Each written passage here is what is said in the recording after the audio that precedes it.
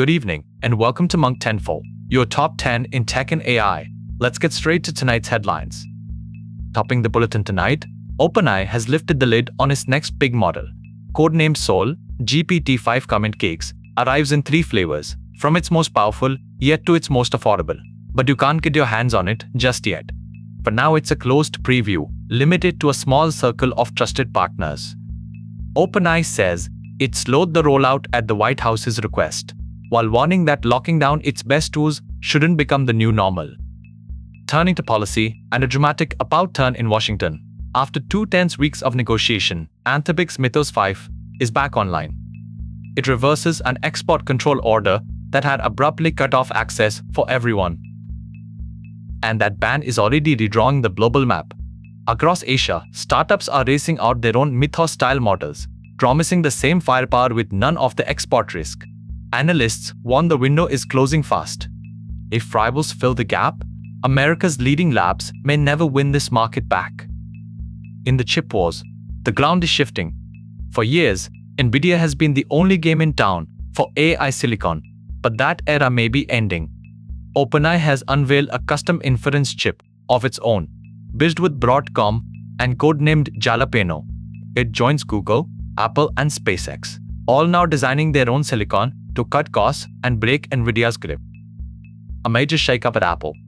The executive who led Vision Pro is reportedly walking out the door and heading straight to OpenAI.